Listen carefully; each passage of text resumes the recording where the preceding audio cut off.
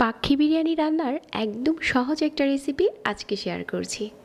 যাদের কাছে কাচ্চিটা ঝামেলার মনে হয় চাইলে এটা রান্না করে দেখতে পারেন। মাংস নিয়েছি এখানে 1 কেজি। 1/4 কাপের মতো টক দই দিয়ে এই মাংসটাকে প্রথমে মাখিয়ে নেব, আর সাথে দিয়ে দিচ্ছি 1 চা চামচ লবণ। টক দই আর লবণ দিয়ে মাংসটাকে মাখিয়ে একটা সাইডে রেখে দিয়ে তারপর আমি 2 কাপ চাল ভিজিয়ে নিচ্ছি। আমি এখানে 2 কাপ বাসমতি চাল নিয়েছি, তবে একই রেসিপিতে আপনারা চাইলে চিনি গুঁড়া চাল দিয়েও করতে পারেন। আর এখন পর্যাপ্ত পরিমাণের পানি দিয়ে চালটা ভিজিয়ে রাখছি 30 মিনিট। চালটা কিন্তু ভিজানোর আগে 2 বার পানি চেঞ্জ করে ধুয়ে নিতে হবে। আর এখানে 2টা আলু কেটে নিয়েছি, আলুটার উপরে স্বাদ মতো লবণ দিয়ে দিলাম আর দিয়ে দিলাম অল্প একটু ফুড কালার। আলুর সাথে ফুড কালারটা ভালো করে মাখিয়ে একটা সাইডে রেখে দিচ্ছি। এখন রান্নার জন্য চুলায় প্যান বসিয়ে প্রথমে আমি এখানে প্রায় 3 টেবিল চামচের মতো তেল দিয়ে যে আলুগুলো আমি জর্দা রং দিয়ে মেখেছিলাম ওই আলুগুলো ভেজে নিচ্ছি। হালকা করে একটু ভেজে নিলেই হয়ে যাবে। এখন রান্নার জন্য আরও এখানে 1/2 কাপের মতো তেল দিয়ে দিলাম আর দিয়ে দিচ্ছি আস্ত গরম মশলা আর 1 কাপ পেঁয়াজ কুচি। পেঁয়াজটা একটু লাল করে ভেজে নেওয়ার পর 1 টেবিল চামচ আদা বাটা আর 1 টেবিল চামচ রসুন বাটা দিয়ে দিলাম। আদা রসুনটা তেলের সাথে ভেজে নিচ্ছি যাতে কাঁচা গন্ধটা চলে যায়।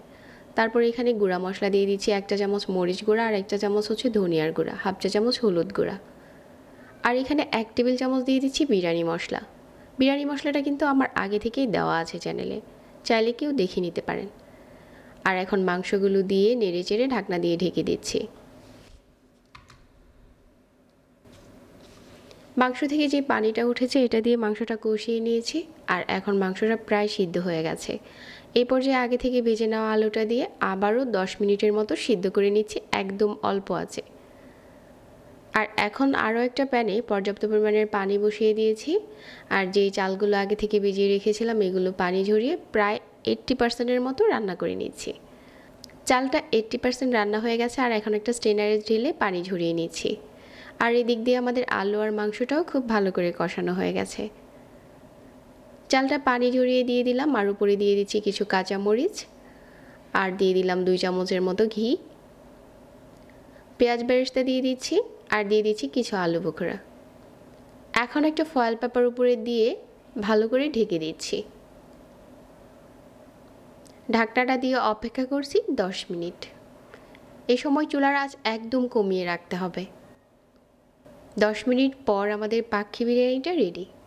যারা কাচ্চি রান্না করতে ঝামেলা মনে করেন তাদের জন্য এটা দারুণ রেসিপি। খেতেও হয়েছে অনেক বেশি মজার।